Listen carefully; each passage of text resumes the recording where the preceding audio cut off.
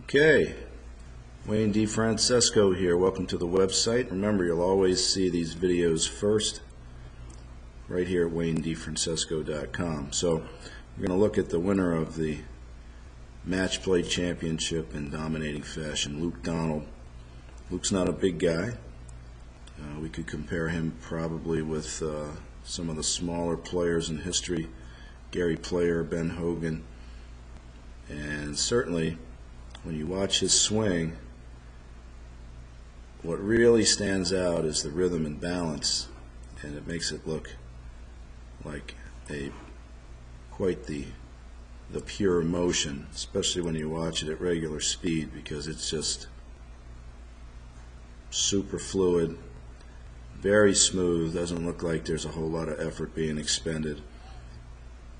And you might think that when you break it down that it would really function like the great players as far as the way it passes by and hits the ball, and that would not be the case.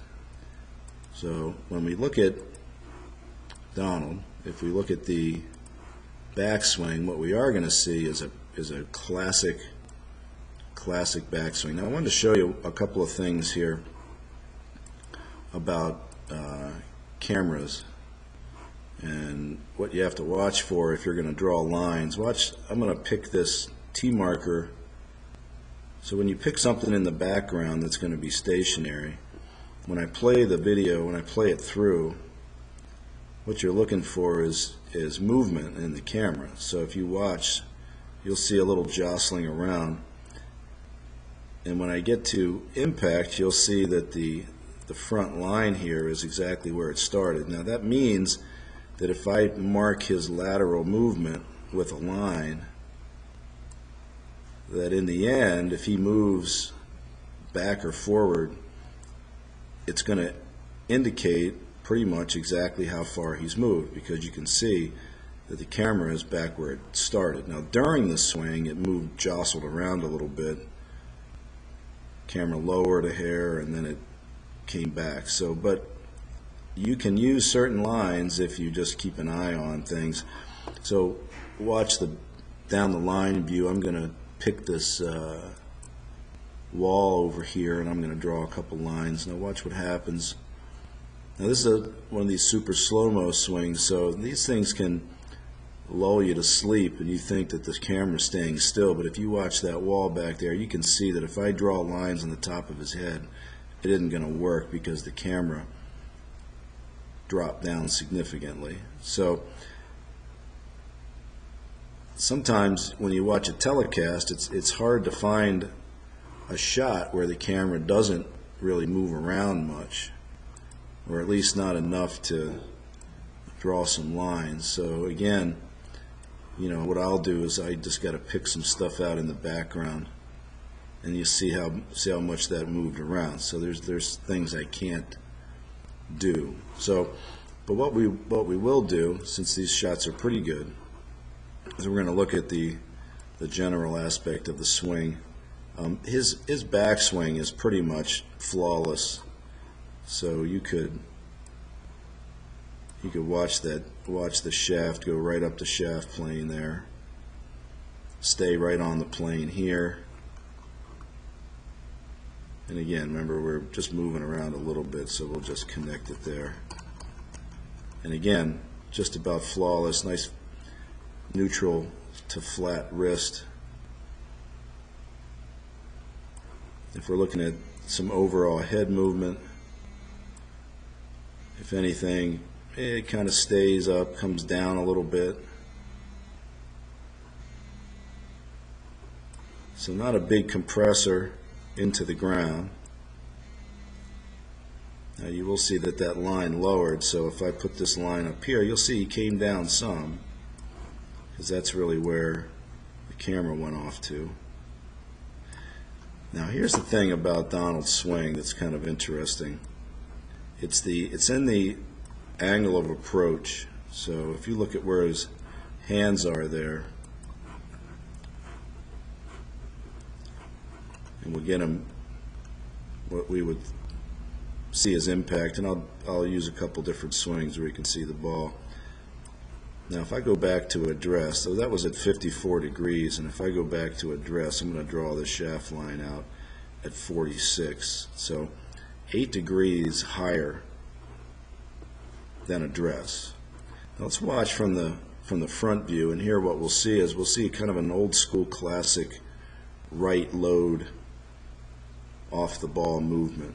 But you won't see the right foot tip over, which is a good thing for him, because when he drives, watch the right heel.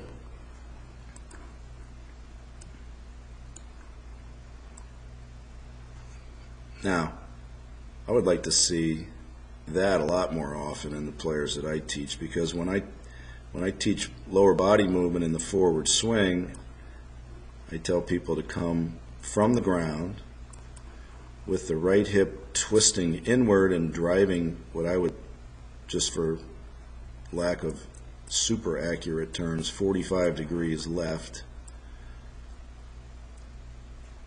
And look at the huge amount of lateral movement that Donald uses. Now, that's in part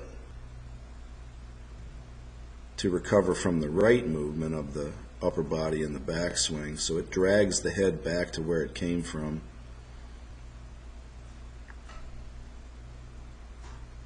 And you'll see that unlike some players, Donald does not really connect his right arm into his body as soon as some guys do. So there's a little more separation. Arms have a tendency to trail, but when you watch the sequencing, you'll see how good it is.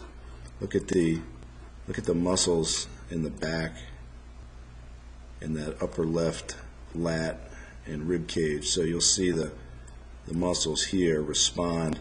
So when those hips drive, the sequence will go from the ground into the hips and midsection. You'll see that the first thing that's going to happen is the lower back is going to slide and twist. It's going to work into the upper part of the back last. So the mid back is going to stretch. And if you put a dot on this shoulder here, just momentarily you'll see it. It will not start turning toward the ball. It'll just delay a little bit, and then it will start to unwind. So that's what sequence is all about, is getting that hip drive to pull the upper body in. And then you can see how the club delays back against the hands. Now this is where, when we look at it from down the line, if you watch the hands here, look at the cross. You know, this is something you see a lot of players working on not doing. So this is a little more of an old school release. So let's take another swing and take a look at it. So let's go from, so we saw it from here. Look how high that hand position is. But when I talk about hitting the ball straight, I'm going to distinguish between the shaft plane and then the approach and the hitting plane. So when I say hitting plane, if I take this, and it's unfortunate we can't see the ball, but let's take another swing. We'll do this one. Alright, so the hitting plane, when the shaft's parallel to the ground, if I take the end of the grip and draw it down just inside the ball, I would call that the hitting plane, as opposed to address, which was the shaft plane. And again, the camera moved a little bit here, so, but the numbers don't lie. I mean, it's, again, you saw that it was pretty consistent. I had the swing on the left is 8 degrees up, and now the one on the right comes in pretty much the same, and there's just tiny little bit of camera movement in the beginning, but this one is actually pretty still here. Okay, so here we can mark the top of the head. You can see the downwardness there, and a little bit more down in the forward. But Donald will start to elevate sooner. Now, Ernie Els does the same kind of thing, and Ernie Els employs, although his hands aren't quite as high as Donald's, but the same type of release. But look how that shaft, if I draw this, now let's go back and so we can guesstimate where this golf ball is. So we'll draw this shaft plane here. We'll say the golf ball is about here. It's going to go back. So he's going to approach it from up here. So if I draw it back to sort of in there, now watch how the shaft functions on that line. So this is what creates an arc where the face can be controlled. So one thing Donald has is great shaft control. Now if you don't have shaft control, the club might, up here, it might kick back against the hands, and when it would come down, it might come down behind the arms. Now that would be big trouble on a high approach like this. So certainly if you want to come in high, you better have that shaft up well above that right forearm. Now a lot of players from up here will dart the hands to the left, but Donald doesn't do that. See, he'll use this plane, and that is a more vertical approach. Now the interesting thing is, you would think maybe that if the approach is more vertical that you would have less face rotation, but you can see it, he's got more.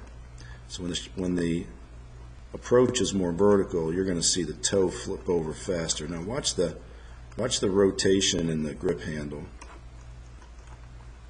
So let's do another couple of shots here to find a good one. Here's another one.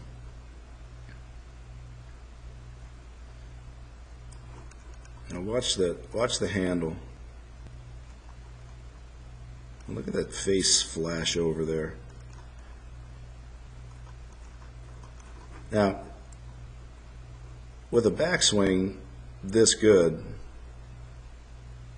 other than the fact that in this swing you went a little bit toward the ball, you might think that if he came down and his hands weren't so high, he wouldn't have to cross the thing. But you know what? That's how he hits the ball, and that's how he knows where it's going. If I tried to get him to come down to the shaft plane, there's a chance that he could hit it better, and there's also a chance that he wouldn't be able to hit the ball at all. Right? So not every fix is advised. And again, look at the use of that high plane through the ball. Now, I don't think you can teach that really. That's just something where, you know, if you had a guy that was doing this, you'd probably, if he was really good, you'd probably just let him do it. If you hit it all over the place, you would probably try to get him to aim his hands down a little more so that he wouldn't have to flip the thing over so hard. Now the other thing that I think is interesting, and this usually happens on high approaches like this, well, I wouldn't say usually, but in this case it does. Watch the right leg. You know, to me it tends to shoot a little bit up toward the ball. And you see the head stay back. So that's, again, old school behind the ball release. And then if you look at the finish, the reason his finish looks so perfect is because he drives the hips back into that side bend, and now he looks mint. So look at the difference here. And then if I go back to a, let's go back to a Hogan swing here.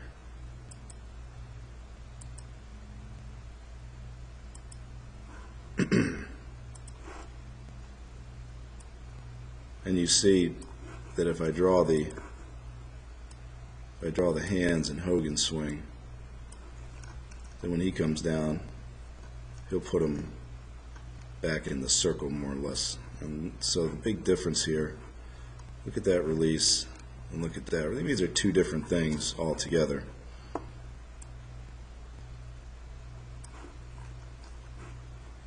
So again, another different way to hit the golf ball. One of the guys that used this kind of hitting plane and release was Nicholas. So you're not going to go too much wrong there. So there we have Luke Donald. Hope you enjoyed it.